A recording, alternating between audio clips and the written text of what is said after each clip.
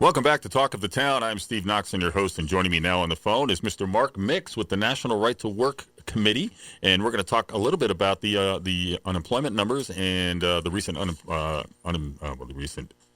employment numbers that came out in December. Rather disappointing, I would say. That's an understatement, don't you think, Mark? Yeah, indeed, Steve. Thanks for the opportunity to be on, and that jazz bumper music is pretty solid stuff. Good for you. That's Santana, man. That's old Santana. Amen. Well, I figured our conversation was probably going to raise some blood pressure, so we'll start out nice and mellow, and then we'll see where it goes. Yeah, that's good. Well, you're right. The employment numbers that came out are pretty disappointing. But then, the narrative around all this is, if you listen to the White House, it's the greatest economic recovery in the history of the world, and the unemployment rate is the lowest it's been since World War II, and they're creating jobs left and right. But when you compare this, you go back to 2020, in the end of 2019, before COVID. And you look at where we are, we still haven't recovered from that from an employment perspective. And that's really kind of the data that makes sense. I mean, obviously people are going back to work, but I think the employment participation rate right now as of the end of the year was something like 61.8%. And in January of 2020, it was about 64%. So you have less people in the workplace, but you have more demand for more workers, basically, Steve, is what's happening.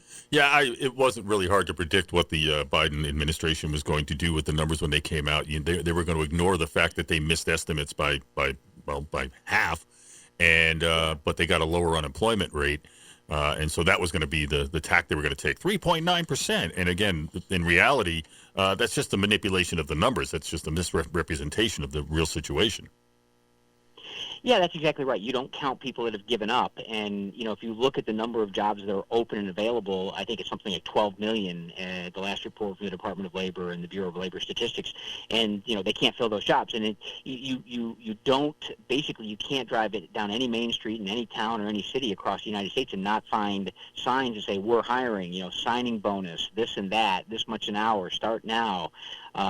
People in small businesses and medium-sized businesses and businesses in general need employees, and people aren't showing up. And, you wonder about how that can work. And I think, Steve, we've talked before about, when you pay people not to work, that kind of creates a disincentive to going back out. I think a lot of that so-called stimulus, that so-called injection of funds into the economy from basically nothing, the government creating it and sending it out into the economy, is tapering off a little bit. But it still doesn't answer the question of, where are the people that need to fill these jobs? If unemployment is 3.9% and we still have, all of these jobs open and all this demand for labor, I mean, what in the world is the answer to that question? I don't know. Well, and I had somebody on yesterday from the Connecticut Business and Industry Association, and we were talking about this issue specifically here in Connecticut. And the question that I can't seem to get an answer to is, how are these people paying their bills? How are they putting food on the table? How can you just voluntarily walk away from a job and just, go on? I don't know. I mean, is the assistance that's being provided that lucrative that they don't need to work?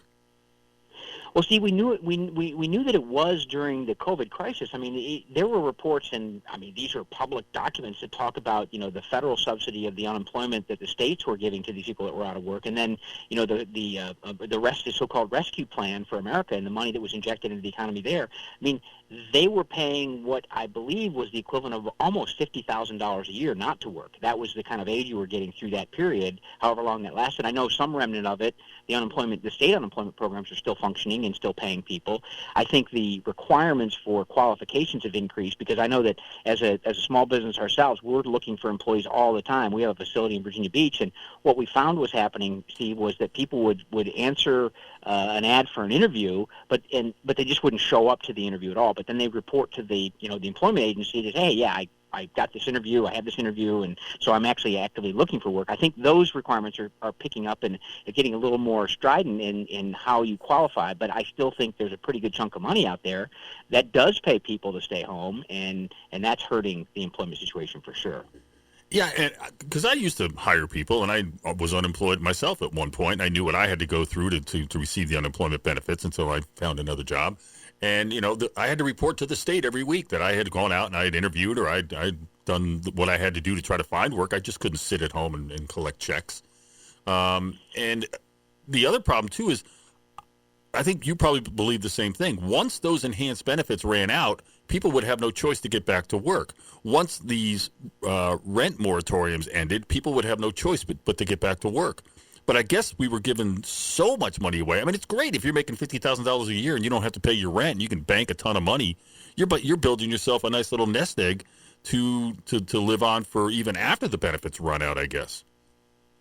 Yeah, it looks like that, and some of the data that's coming out about the debt structure across the nation is something that's concerning as well. I mean, we're now hearing stories about interest rate increases, and that puts a tax, if you will, on debt service for not only small business but for people as well, as interest rates go up and mortgages cost more and car loans cost more, and so there's a reckoning coming. And I think people realize you can't paper it over, but it sure does. I think it was I'm talking Keynesian economics here.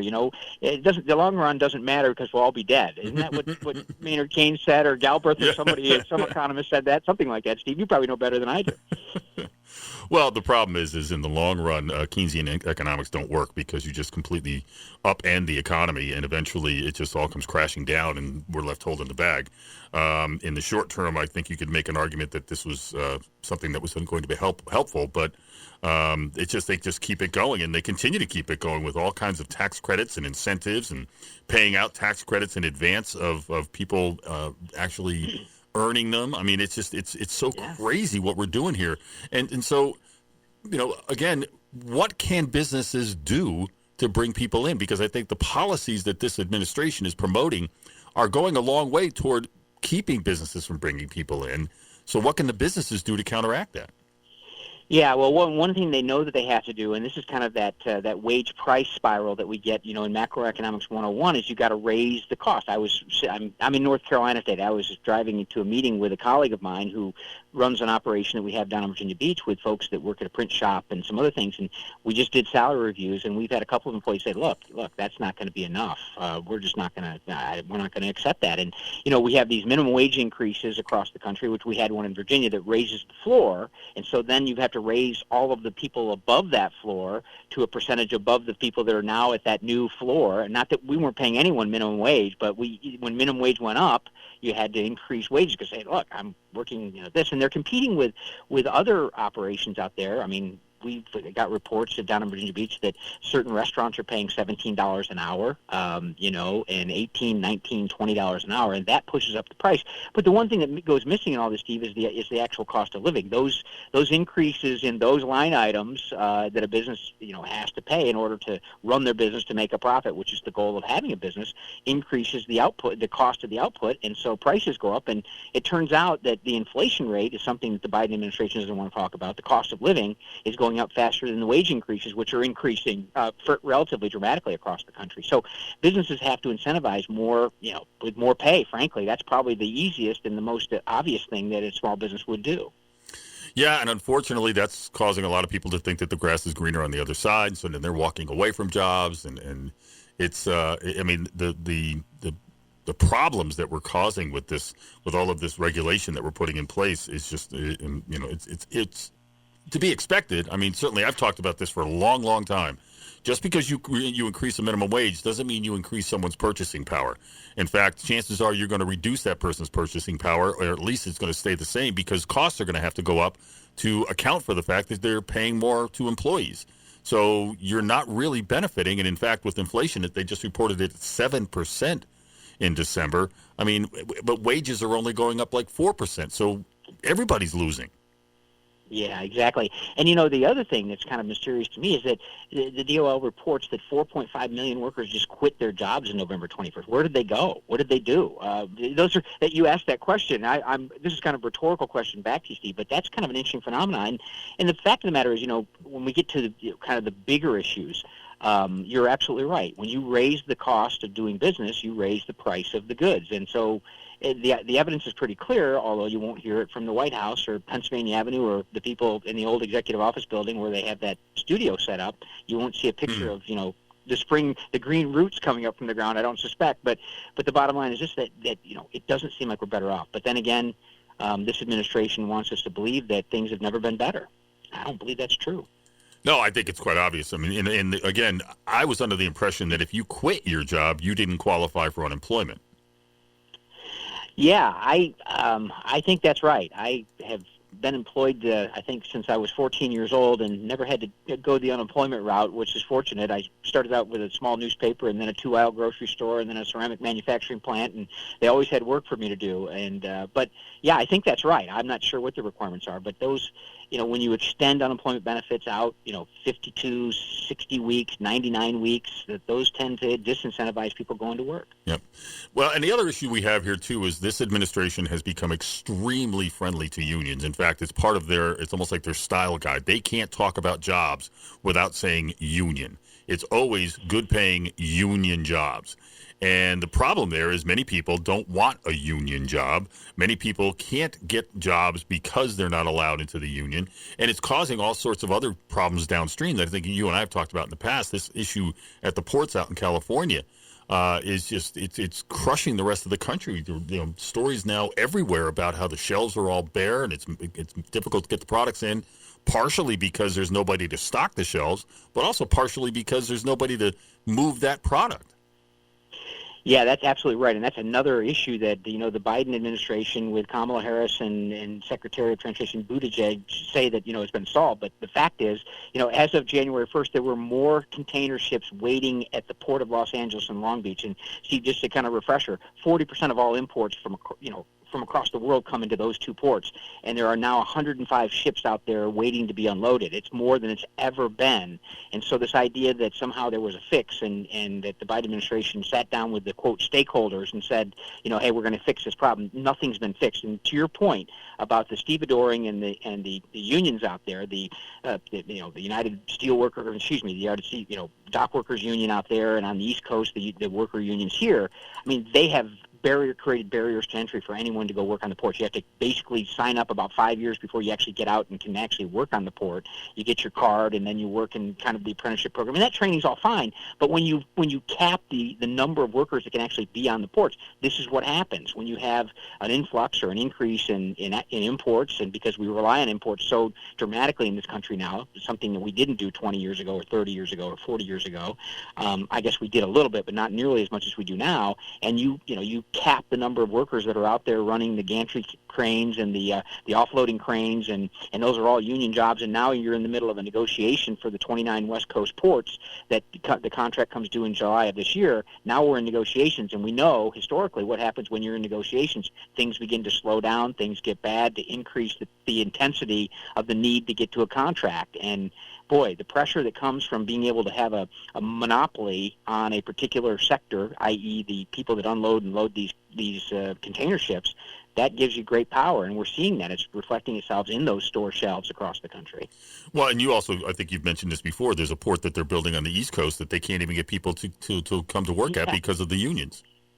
Yeah, there's the port of Charleston. It's called the Leatherman Port, and it's the newest port in the country. It was $1 billion investment, and literally I track the number of ships that come in to that port, and it's basically one every 9 days.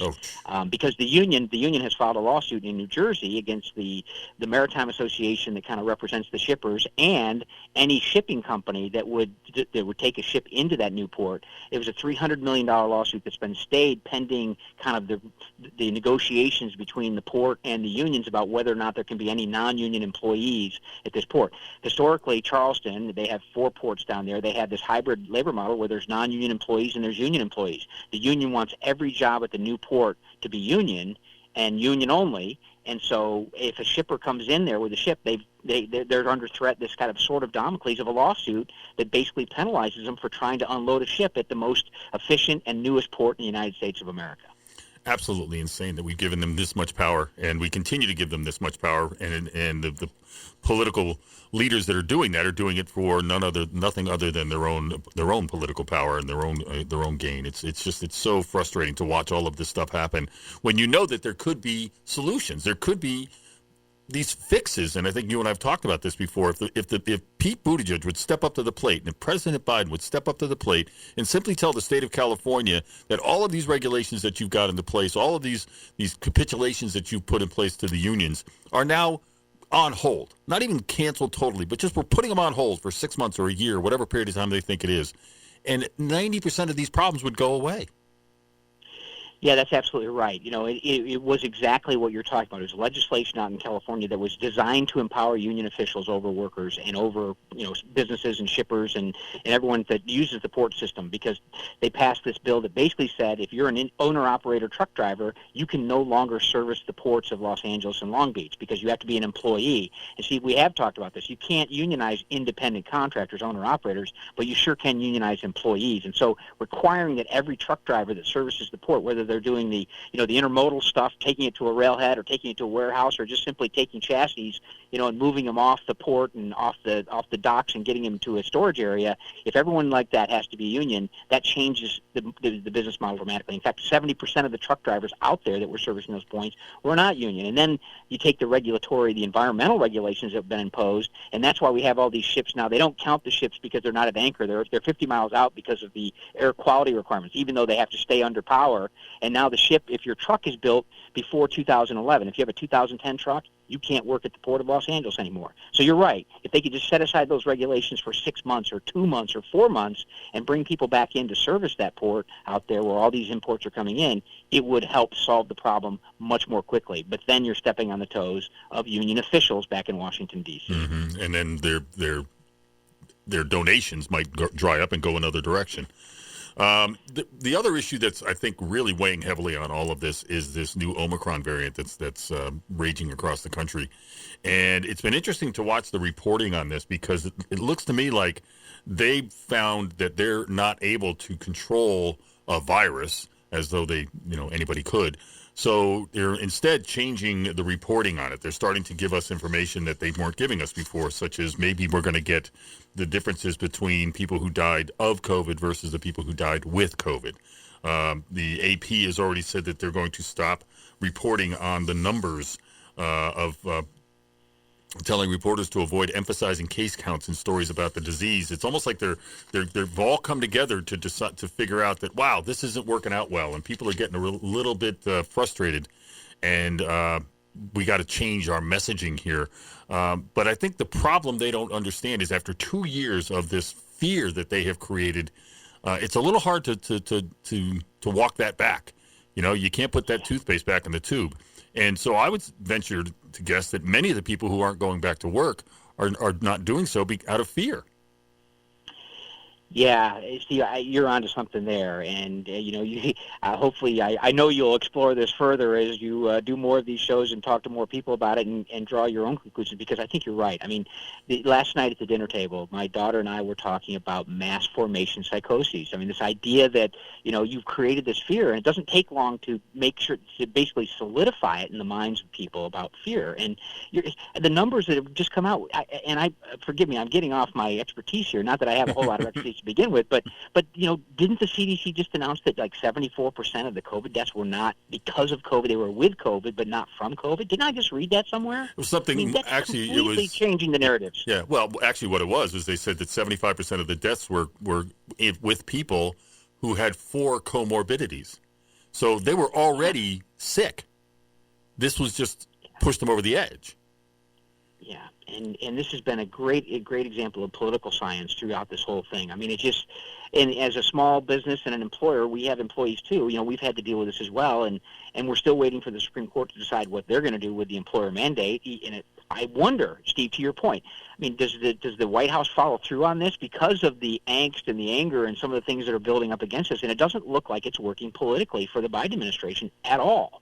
And I think that's the real calculation when we get down to it. We're coming into an election year, and these politicians, particularly yours in Connecticut, I don't have to worry too much, but they want to get reelected. That's what they want to do. And Blumenthal can show up at a communist meeting and say he didn't understand. He thought it was just a labor union meeting, which doesn't make it any better. I don't understand. This PR flak needs a little more work. Right? Or as I've said, what's the difference? Yeah. It really is amazing how it's unfolding. But it's going to come down to politics, and I think you're right, Steve. I think the political calculation is changing, and that's why we're getting changing narratives from the so-called experts on this stuff. And frankly, what they've proven over the last 2 years is there really are no experts on this stuff. Frankly. Mm-hmm. Well, the problem is they believe that they can control everything. They have the power to control everything, and this is what politicians do. They need to control it so that they can take credit for it when it supposedly eventually rights itself, whether their policies did that or not. But I think the ignoring the problems and pretending them away is not going to work for them, because people can see it when they go to the grocery store. People can see it, like you said, driving down the street and seeing all of these boarded up storefronts that were there 2 years ago. Restaurants. I mean, my wife and I have got a new favorite restaurant that we go to now, and both times we went in there, they were already proactively apologizing for any delays in service because they're so shorthanded. And because we're not very nice people, we are very understanding and said, no worries, we're here for the evening, we're not in a rush. But it's suppressing new business. It's suppressing businesses that want to grow. It's suppressing so much economic activity that, we've got to figure out a way out of this and get people back to work. Yeah, absolutely. And, you think one of the drivers of that, too, Steve, would be organized labor union officials. Because, in order to increase the union ranks, you have to increase the number of jobs, right? Or I guess you could go out and try to unionize existing facilities like they're trying to do at Amazon. We're already seeing the setup there that the union that's getting a rerun of the election, where only 17% of the available bargaining unit voted for unionization in Bessemer, Alabama, at the facility down there, despite the international and national PR campaign to make us all believe that the conditions couldn't have been worse. They're rerunning that election, but these people, I don't know what their business model looks like, but you'd think that, for example, passing right-to-work laws immediately leads to increased economic activity in the state. We've seen it in Idaho, we saw it in Indiana, we saw it in Oklahoma. Union membership actually increased after we passed a right-to-work law because more jobs came to those states, more manufacturing facilities came, and industries moved in, investment came in, and that gave union officials an opportunity to sell their product. But yet they continue to rely on government power, and they continue to rely on force to basically corral people into these union collectives. And that's not a winning model. And you'd think they'd be interested in getting things back to normal and getting business back open and increasing manufacturing job growth and those things that politically were being held back by a political class that, to your point, is trying to take advantage of this for political gain. Well, and I also think the unions have figured out that they have the upper hand right now with the administration that's in power and also with the situation as it stands. So they're not going to give up those reins and give up that power anytime soon. Well, Mark, I want to thank you, as always, for your time here today. It's been a really interesting conversation. And, again, the problem that we're facing is nobody seems to have an answer. And I'd say both you and I are at that same point. I mean, at least I thought, once you stopped with all the enhanced benefits and the rent moratoriums, that people would have no choice but to get back to work. And I'll freely admit, I guess I was wrong, because there's something else at play here that's keeping people out of the labor force. Yeah, Steve, and I appreciate your insight on this and the opportunity to chat about it. And I don't know, if you come up with an answer, call me right away, would you please? You got it. You'll be the first one I call. Mark Mix of the National Right to Work Committee, sir, it's been a pleasure as always, and we'll look forward to having you back again.